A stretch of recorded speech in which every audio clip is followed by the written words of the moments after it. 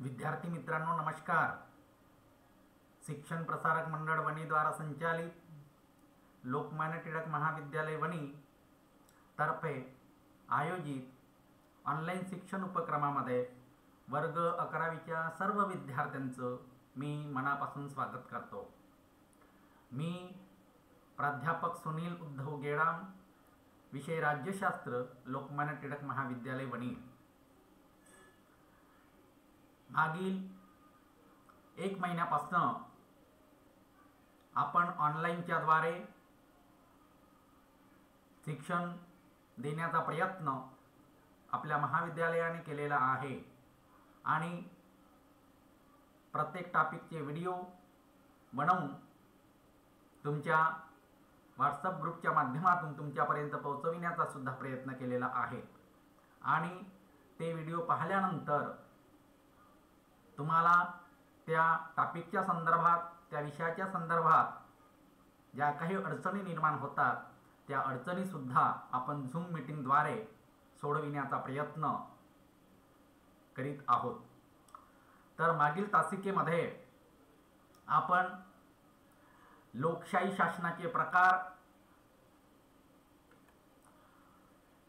आणि त्यामध्ये प्रत्यक्ष लोकशाही, अप्रत्यक्ष लोकशाही आणि अप्रत्यक्ष लोकशाहीचे आणखी 2 प्रकार पाहिलेले आहेत। त्यामध्ये संसदीय शासन आणि अध्यक्षीय शासन। तर संसदीय शासन कशाला म्हणायचं, संसदीय शासन कोणकोणत्या देशांमध्ये आहे आणि संसदीय शासन हे जबाबदार शासन कशा पद्धतीचं आहे, या संदर्भाची माहिती आपण मागच्या व्हिडिओमध्ये, मागील तासिकेमध्ये तुम्हाला सांगितलेली आहे आणि तो व्हिडिओ तुम्ही पाहिलेले आहेत असालच। तर आजच्या तासिकेमध्ये आपण अध्यक्षीय शासन, आपण लोकशाहीचा जो प्रकार आहे अध्यक्षीय शासन, या अध्यक्षीय शासनाची माहिती या व्हिडिओमध्ये आपण समजून घेण्याचा प्रयत्न करू। आता लोकशाही शासनाचे महत्त्वाचे प्रकार। आता लोकशाही शासनाचे महत्त्वाचे प्रकार, लोकशाही ही अशी व्यवस्था आहे की ज्यात लोक आपले राज्यकर्ते निवडतात, म्हणजे लोकांना जे राज्याचे प्रमुख असतात तो निवडण्याचा अधिकार असतो, त्याला लोकशाही असं म्हटलं जातं। आणि निवडून आलेले राज्यकर्ते हे लोकांसाठी, लोकांच्या अडीअडचणी, गरजा जाणून घेऊन सोडविण्याचा प्रयत्न केला पाहिजे, हा लोकशाहीचा साधा सुद्धा अर्थ आहे। परंतु लोकशाहीमध्ये लोकांना राज्यकर्ते, शासनकर्ते निवडण्याचा अधिकार आहे, परंतु त्यामध्ये एकाच प्रकारची शासन व्यवस्था नसते। लोकशाहीमध्ये एकाच प्रकारची शासन व्यवस्था नसते। यातील 2 प्रमुख प्रकार म्हणजे एक संसदीय शासन आणि दुसरं अध्यक्षीय शासन होय। आता संसदीय शासन युनायटेड किंगडम म्हणजे इंग्लंड आणि भारत या देशामध्ये असलेली दिसून येते, तर अध्यक्षीय शासन अमेरिका या देशामध्ये असलेली दिसून येते। आता ह्या दोन्हीही शासन प्रकार आहेत, या दोन्हीही पद्धतीने त्या देशाचा राज्यकारभार जनतेसाठी अतिशय शांतता व सुव्यवस्थेच्या मार्गाने आपल्याला चालविता येतो। पण दोन्हीही शासन प्रकार असले तरी या दोन्हीही शासन प्रकारामध्ये आपल्याला फरक असलेला दिसून येतो आणि हे दोन्हीही शासन प्रकार कुठेतरी परस्पर भिन्न असलेले दिसून येतात।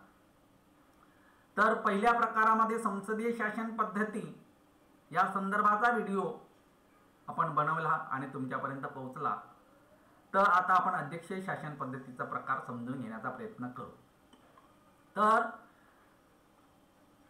आपण मागील तासिकेमध्ये सांगितलं संसदीय शासन पद्धती कशाला म्हणतं, तर संसदीय शासन पद्धतीमध्ये, कुठल्याही शासन पद्धतीमध्ये जे 3 घटक असतात, 3 मंडळ असतात, कायदे मंडळ, कार्यकारी मंडळ आणि न्यायमंडळ। या 3 मंडळांपैकी सुरुवातीच्या 2 मंडळांचा म्हणजे कायदे मंडळ, कार्यकारी मंडळाचा, हा दोन्ही मंडळाचा एकमेकांशी परस्पर घनिष्ठ आणि जवळचा आणि निकटचा संबंध असलेला दिसून येतो। कारण कायदे मंडळामध्ये सभासद म्हणून निवडून आल्याशिवाय त्याला कार्यकारी मंडळामध्ये जाता येत नाही आणि कार्यकारी मंडळाचं अस्तित्व हे कायदे मंडळाच्या बहुमतावर अवलंबून असते. म्हणजे कार्यकारी मंडळ म्हणजे हे देशाचं वास्तविक सरकार असं म्हणतो. म्हणजे पंतप्रधान व त्याला सहकार्य करणारं मंत्रिमंडळ याला कार्यकारी मंडळ असं म्हणतो. आणि पंतप्रधान आणि त्याचं मंत्रिमंडळ सत्तेवर राहण्यासाठी कायदे मंडळामध्ये म्हणजे संसदेमध्ये त्या पक्षाला बहुमत असणे गरजेचं आहे. आणि बहुमत नसेल तर कार्यकारी मंडळाला आपल्या पदाचा राजीनामा द्यावा लागतो. अशा पद्धतीने या दोघांचा अतिशय जवळचा आणि घनिष्ठ संबंध आहे. कारण हे दोन्हीही मंडळ एकमेकांपासून वेगळे करता येत नाही. हे दोन्हीही मंडळ एकमेकांपासून वेगळे करता येत नाही. मग या उलट आपल्याला सांगायचं आहे आता अध्यक्षीय शासन पद्धती. संसदीय शासन पद्धती ही इंग्लंड आणि भारत या दोन देशामध्ये आहे. आणखी अनेक देशामध्ये आहे. संसदीय शासन पद्धतीमध्ये दोन कार्यकारी प्रमुख असतात. एक राज्याचा प्रमुख आणि दुसरा शासनाचा प्रमुख. राज्याचा प्रमुख हा राष्ट्रपती किंवा राणी आणि शासनाचा प्रमुख हा पंतप्रधान. आता इंग्लंडमध्ये संसदीय शासन पद्धती असल्यामुळे इंग्लंडमध्ये सुद्धा दोन कार्यकारी प्रमुख आहेत. म्हणजे इंग्लंडची प्रमुख ही राणी आहे आणि तिथल्या शासनाचा प्रमुख हा पंतप्रधान आहे. म्हणजे ज्या ज्या देशामध्ये संसदीय शासन पद्धती असते त्या त्या देशामध्ये हे दोन कार्यकारी प्रमुख असतात. आणि उदाहरण घ्यायचं असेल तर भारतामध्ये सुद्धा दोन कार्यकारी प्रमुख आहेत. म्हणजे भारताचे प्रमुख म्हणजे राज्याचे प्रमुख हे राष्ट्रपती आणि शासनाचे प्रमुख हे पंतप्रधान असे दोन कार्यकारी प्रमुख आहेत. एका प्रमुखाला म्हणजे राष्ट्रपतीला नामधारी प्रमुख असं म्हणतात आणि पंतप्रधानाला वास्तविक प्रमुख असं म्हणतात. हे संसदीय शासन पद्धतीची रचना आपण पाहिली. आता या उलट आपल्याला अध्यक्षीय शासन पद्धती समजून घ्यायचं आहे. आता अध्यक्षीय शासन पद्धती कशाला म्हणायचं? शासन म्हटल्यानंतर तिथे शासनाचे तीन घटक आलेच पाहिजेत किंवा असतात. कायदे मंडळ, कार्यकारी मंडळ आणि न्यायमंडळ हे तीन घटक असतातच. मग अध्यक्षीय शासन पद्धतीमध्ये कार्यकारी मंडळ म्हणजे पंतप्रधान आणि त्याचं मंत्रिमंडळ किंवा राष्ट्राध्यक्ष, कार्यकारी मंडळ हे कायदे मंडळाला जबाबदार नसते. म्हणजे तिथल्या राज्याच्या प्रमुखाचं अस्तित्व तिथल्या कायदे मंडळावर अवलंबून नसते.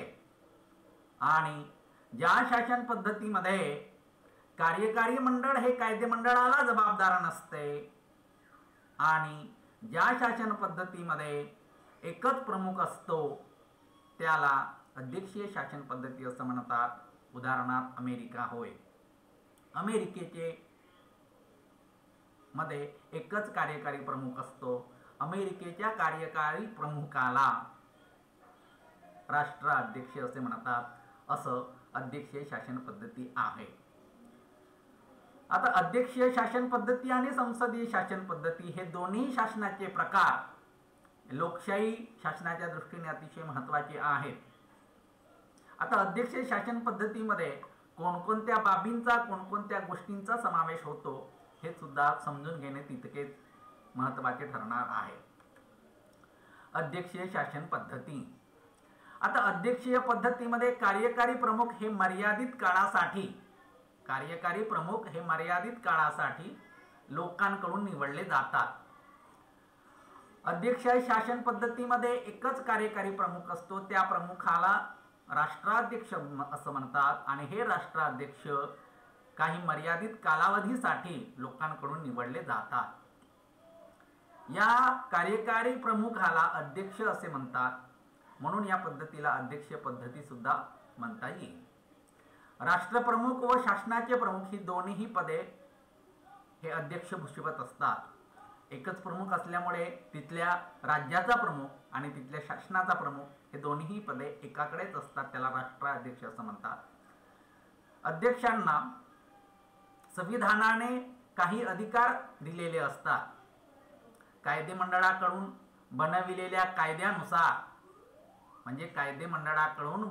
कायद्यानुसार तिथल्या शासनाचा कारभार चालविणे व त्यांचा प्रमुख अधिकार आहे. अध्यक्ष त्यांच्या इच्छेनुसार मंत्री अथवा राजदूत यांची अधिकारी म्हणून नियुक्ती करतात आणि या पद्धतीमध्ये कार्यकारी मंडळातील सदस्यांना कायदेमंडळाचे सदस्य होता येत नाही. उदाहरणार्थ मंत्री, अमेरिकेत त्यांना सचिव असे म्हणतात. आणि हे काँग्रेसचे सभासद नसतात, म्हणजे कायदेमंडळाचे सभासद नसतात, कारण अमेरिकेच्या कायदेमंडळाला काँग्रेस असं म्हणतात. तर ही अध्यक्षीय शासन पद्धतीची रचना आपण पाहिली. तर अध्यक्षीय शासन पद्धती कोणकोणत्या देशामध्ये आहे? अध्यक्षीय शासन पद्धती असलेले देश इकडे दाखवलेले आहेत बघा. एक अमेरिका, दुसरा मेक्सिको, तिसरा ब्राझील, चौथा अर्जेंटिना आणि पाचवा दक्षिण आफ्रिका हे अध्यक्षीय शासन पद्धती असलेले देश आहेत. याचा अर्थ या देशामध्ये एकच कार्यकारी प्रमुख आहे आणि तिथल्या प्रमुखाला राष्ट्राध्यक्ष म्हणतात आणि तो राष्ट्राध्यक्ष तिथल्या राज्याचा आणि शासनाचा दोघांचाही हा प्रमुख असतो. त्याला अध्यक्षीय शासन पद्धती असं म्हणतात. अमेरिकन शासन व्यवस्था अध्यक्ष पद्धती. आता सत्ता विभाजन असलेले शासनाचे 3 घटक, कारण या 3 घटकांमार्फत कोणत्याही देशाचं शासन राज्यकारभार चालविण्याचा प्रयत्न करीत असतो. अमेरिकेच्या कायदेमंडळाला काँग्रेस असं म्हणतात. हे काँग्रेस अमेरिकेमध्ये कायदे तयार करीत असते आणि अमेरिकेच्या काँग्रेसचे म्हणजे कायदेमंडळाचे 2 सभागृह आहेत. एक हाऊस ऑफ रिप्रेझेंटेटिव्ह आणि दुसरा आहे सिनेट. हाऊस ऑफ रिप्रेझेंटेटिव्ह आणि दुसरा आहे सिनेट. त्यानंतर हे अमेरिकेचं कार्यकारी मंडळ आहे. अमेरिकेच्या कार्यकारी मंडळामध्ये तिथे राष्ट्राध्यक्ष, उपराष्ट्राध्यक्ष आणि मंत्रिमंडळ असतात. तिथल्या मंत्रिमंडळांना सचिव असं म्हटले जाते. म्हणजे तिथे पंतप्रधान नसतो, तिथे एक राष्ट्राध्यक्ष असते आणि त्याला सहकार्य करण्यासाठी उपराष्ट्राध्यक्ष असतात आणि तिथे सचिव असतात, त्यांना मंत्रिमंडळ असं म्हटलं जातं. आणि हे न्यायमंडळ आहे. अमेरिकेमध्ये सर्वोच्च न्यायालय आणि इतर न्यायालय आहेत. अमेरिकेमध्ये सर्वोच्च न्यायालय आणि इतर न्यायालय आहेत. अशा 3 मंडळाच्या सहकार्याने अमेरिकेची ही अध्यक्षीय शासन पद्धती आहे आणि या 3 मंडळाच्या सहकार्याने अमेरिकेचे राष्ट्राध्यक्ष अमेरिकेचा राज्यकारभार अतिशय चांगल्या रीतीने चालविण्याचा प्रयत्न करीत असतात. अध्यक्षीय लोकशाहीच्या वैशिष्ट्याबद्दल जर आपल्याला समजून घ्यायचं म्हटलं तर या पद्धतीमध्ये एकच प्रमुख पद म्हणजे अध्यक्ष हा कार्यकारी प्रमुख असतो. आपण आधीच सांगितलेलं आहे, अध्यक्षीय शासन पद्धतीमध्ये एकच कार्यकारी प्रमुख असतो आणि त्या अध्यक्षाची निवड ही जनतेकडून होत असते. नंबर 3, अध्यक्ष कायदेमंडळाला जबाबदार नसते. अध्यक्ष हा कायदेमंडळाला जबाबदार नसते, म्हणजे तिथल्या काँग्रेसला जबाबदार नसते. नंबर 4, अध्यक्ष हा प्रबळ सत्ता केंद्र असल्यामुळे या शासन पद्धतीला अध्यक्षीय लोकशाही असे म्हणतात. अध्यक्षीय लोकशाही असे म्हणतात कारण अध्यक्ष त्या देशाचा किंवा राज्याचा शासन प्रमुख असतो, शासनाचा सुद्धा प्रमुख असतो, म्हणून त्या पद्धतीला अध्यक्षीय शासन पद्धती असे म्हणतात. आणि अध्यक्षाचा कार्यकाळ हा निश्चित म्हणजे 4 वर्षाचा असतो. अमेरिकेचे जे राष्ट्राध्यक्ष आहेत यांचा कालावधी किंवा कार्यकाळ हा 4 वर्षाचा असतो आणि म्हणजे त्यांचा कार्यकाळ हा कायदेमंडळातील बहुमतावर नसते. जसे की भारतामध्ये कायदेमंडळामध्ये बहुमत असेपर्यंत तिथल्या भारताच्या पंतप्रधानाला आपल्या पदावर राहता येतं, परंतु तिथे तसं नाही. तर तिथल्या अध्यक्षाचा कार्यकाळ हा निश्चित कार्यकाळ ठरवून दिलेला आहे 4 वर्षाचा. 6वा आहे, कायदेमंडळाने अविश्वासाचा ठराव जरी मांडला तरी अध्यक्षाला अधिकार पदावरून दूर करता येत नाही. कायदेमंडळ, कारण ते अध्यक्ष कायदेमंडळाच्या बहुमतावर निवडून आलेले नसतात, तर ते अध्यक्ष जनतेने केलेल्या मतदानावर निवडून आलेले असतात आणि म्हणूनच कायदेमंडळाने अविश्वासाचा ठराव जरी मांडला तरी अध्यक्षाला पदावरून दूर करता येत नाही. नंबर 7, अध्यक्ष व मंत्रिमंडळ हे कायदेमंडळाचे सभासद नसतात. अध्यक्ष व मंत्रिमंडळ हे कायदेमंडळाचे सभासद नसतात आणि कायदेमंडळाच्या कामकाजात ते भाग घेत नाही. कायदेमंडळाच्या कामकाजात ते भाग घेत नाही. अध्यक्ष व मंत्रिमंडळ हे कायदेमंडळाला जबाबदार नसते. अध्यक्ष व मंत्रिमंडळ हे कायदेमंडळाला जबाबदार नसते. अध्यक्षाच्या हातात संपूर्ण कार्यकारी सत्ता असते. अध्यक्षाच्या हातात संपूर्ण कार्यकारी सत्ता असते आणि मंत्री हे अध्यक्षाला जबाबदार असतात. म्हणजे कोणत्या मंत्र्याला त्या पदावर ठेवायचं, कोणत्या मंत्र्याला काढायचं ही सर्वस्वी जबाबदारी तिथल्या राष्ट्राध्यक्षाला असते आणि म्हणूनच हे मंत्री अध्यक्षाला जबाबदार असतात आणि प्रत्येक खात्याबाबत अंतिम निर्णय हे मंत्री घेत नाहीत तर अध्यक्ष घेत असतात. कारण तिथे प्रत्येक मंत्र्यांकडे एक जरी खातं वाटप असलं तरी प्रत्येक मंत्र्याला ते निर्णय घेता येत नाही तर ते निर्णय अध्यक्ष घेत असतात. अशा पद्धतीने या अध्यक्षीय शासन पद्धतीची वैशिष्ट्ये आपल्याला सांगता येईल. कारण अध्यक्षीय शासन पद्धतीमध्ये अध्यक्ष हा प्रत्यक्ष जनतेकडून निवडून येत असल्यामुळे कायदेमंडळाने कशाही पद्धतीचा जरी अविश्वास दाखल केला आणि तो अविश्वासाचा ठराव जरी मांडला आणि तो मंजूर झाला तरी तिथल्या अध्यक्षाला पदावरून दूर करता येत नाही. कारण अध्यक्ष हे प्रत्यक्ष जनतेकडून निवडून असल्यामुळे जनतेच्या बहुमतावर ते आपले पद टिकविण्याचा प्रयत्न करीत असतात. अशा पद्धतीने हे अध्यक्षीय शासन पद्धती आहे. आणि लोकशाहीच्या 2 शासन प्रकारापैकी एक संसदीय शासन पद्धती आणि दुसरं अध्यक्षीय शासन पद्धती हे दोन्ही शासनाचे प्रकार आपण समजून घेतलेले आहेत. आता संसदीय शासन पद्धतीमध्ये 2 कार्यकारी प्रमुख असतात आणि अध्यक्षीय शासन पद्धतीमध्ये एकच कार्यकारी प्रमुख असतो. हे आपण मागील तासिकेमध्ये आणि आजच्या तासिकेमध्ये समजून घेण्याचा प्रयत्न केला. तर सत्तेच्या विभाजनाच्या आधारावर शासनाचे 2 भागात विभाजन होते. सत्तेच्या विभाजनाच्या आधारावर आता सत्तेचे विभाजन करणे, कोणाला किती प्रकारात सत्ता द्यायची, कोणाला किती अधिकार द्यायचे त्याला म्हणतात सत्तेचे विभाजन. या सत्तेच्या विभाजनावर शासनाचे 2 भागामध्ये विभाजन होते. एक आहे एकात्मक शासन आणि दुसरं आहे संघराज्यात्मक शासन. एकात्मक शासन आणि संघात्मक शासन. आता एकात्मक शासन त्यालाच केंद्राकर्षी संघराज्य असं म्हणतात आणि संघात्मक शासन त्याला केंद्रोत्सारी संघराज्य असं म्हणतात. आता एकात्मक शासनामध्ये सुरुवातीला अनेक घटक राज्य वेगवेगळी असतात.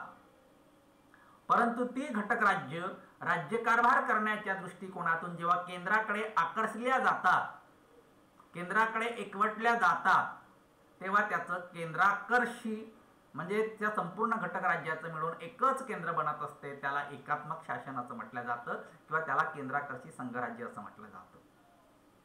मग केंद्रोत्सारी म्हणजे काय? सुरुवातीला एक केंद्र असणं आणि राज्यकारभार चालविण्याच्या दृष्टिकोनातून किंवा राज्यकारभार करण्याच्या दृष्टिकोनातून त्या केंद्रातून अनेक अशी घटक राज्य, लहान लहान घटक राज्य वेगळी होणे आणि त्यांचा स्वतंत्र असा राज्यकारभार चालविणे त्याला केंद्रोत्सारी किंवा संघात्मक शासन असं म्हणता येईल. आणि एकात्मक शासनमध्ये या शासन व्यवस्थेमध्ये सर्व सत्ता केंद्र सरकारच्या हाती असते. म्हणजे एकात्मक शासनामध्ये म्हणजे केंद्राकर्षी संघराज्यामध्ये संपूर्ण शासन व्यवस्था हे केंद्र सरकारच्या हाती असते. एकच सरकार असते आणि ते सरकार म्हणजे केंद्र सरकार होय. आणि नंबर 2 संघात्मक शासन. या शासन व्यवस्थेत केंद्र सरकार व राज्य सरकार यांच्यामध्ये अधिकाराची विभागणी केलेली जाते. म्हणजे केंद्रोत्सारी संघराज्यामध्ये केंद्र सरकार आणि राज्य सरकार या 2 सरकारामध्ये अधिकाराची विभागणी केलेली असते. तर एका सरकारला किंवा एका केंद्र सरकारला या संपूर्ण प्रदेशाचा राज्यकारभार चालविणे कठीण जात असते किंवा सोयीचे होणार नाही आणि एवढ्या मोठ्या भूप्रदेशाचा आहे, अतिशय जास्त लोकसंख्या असणाऱ्या प्रदेशाचा राज्यकारभार चालविणं एका सरकारला कठीण जात असते आणि म्हणूनच ते कठीण जाऊ नये म्हणून छोटे छोटे विभाग पाडून त्या विभागाचा राज्यकारभार एखाद्या राज्य सरकारमार्फत चालविला जातो, त्याला संघात्मक शासन असं म्हणता येईल. म्हणजे मग केंद्र सरकारला काही अधिकार व राज्य सरकारला काही अधिकार अशा पद्धतीने अधिकाराची विभागणी केली जाते आणि या दोन्ही सरकारे त्या त्या भागामध्ये अतिशय चांगल्या रीतीने राज्यकारभार चालविण्याचा प्रयत्न करीत असतात. आता हे दोन्ही सरकार असलं तरी राज्य सरकार हे स्वतंत्र नसते, कारण राज्य सरकार हे केंद्र सरकारच्या नियंत्रणामध्ये कार्य करीत असते किंवा राज्यकारभार चालविण्याचा प्रयत्न करीत असते. अशा पद्धतीने जर संघात्मक शासनाच्या संदर्भात जर उदाहरण घ्यायचं असेल तर संघात्मक शासनामध्ये भारताचं उदाहरण आपल्याला घेता येईल. कारण सुरुवातीला जेव्हा भारताला स्वातंत्र्य मिळालं 15 ऑगस्ट 1947 मध्ये ज्यावेळी भारताला स्वातंत्र्य मिळालं त्यावेळी एक केंद्र होतं आणि ते केंद्र म्हणजे फक्त भारत देश होता. या भारत देश होता आणि संपूर्ण एवढ्या अफाट अशा लोकसंख्या असणाऱ्या, विस्तीर्ण असा भूप्रदेश असणाऱ्या आणि विविध धर्म, विविध बोलीभाषा, विविध संस्कृती असणाऱ्या लोकांमध्ये एक सरकार राज्यकारभार चालविणे शक्य होणार नाही आणि म्हणूनच आपल्याला दोन सरकारची पद्धती पाहिजे आणि म्हणूनच घटनाकर्त्यांनी आपल्याला दोन सरकारच्या पद्धतीचा स्वीकार केला आणि दोन सरकारची पद्धती म्हणजेच संघराज्यात्मक शासन व्यवस्था होय.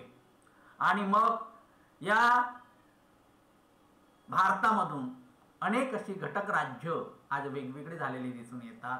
तर आजच्या घडीला आपल्या भारत देशामध्ये 28 घटक राज्य आणि 10 केंद्रशासित प्रदेश असलेले दिसून येतात.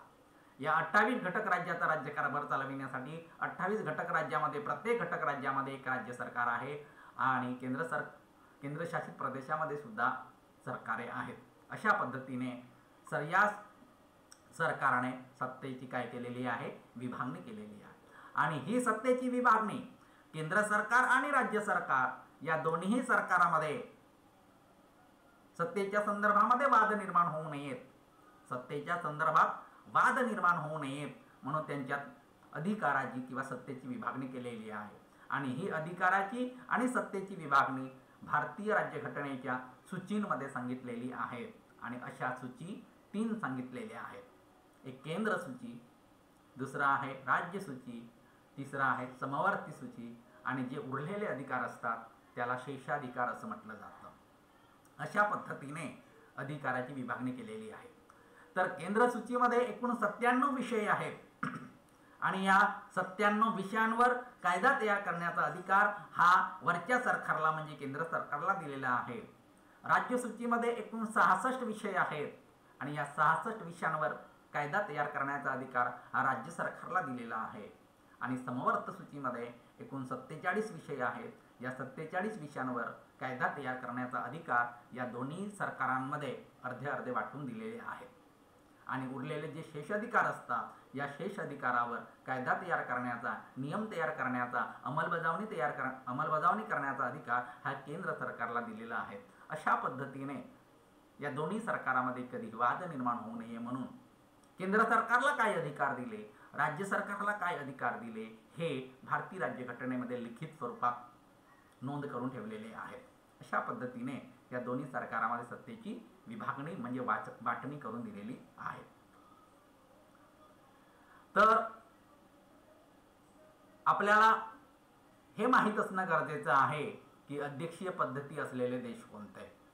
तर अमेरिका, मेक्सिको, ब्राझील, अर्जेंटिना, दक्षिण आफ्रिका इत्यादी अध्यक्षीय शासन पद्धती असलेले देश आहेत.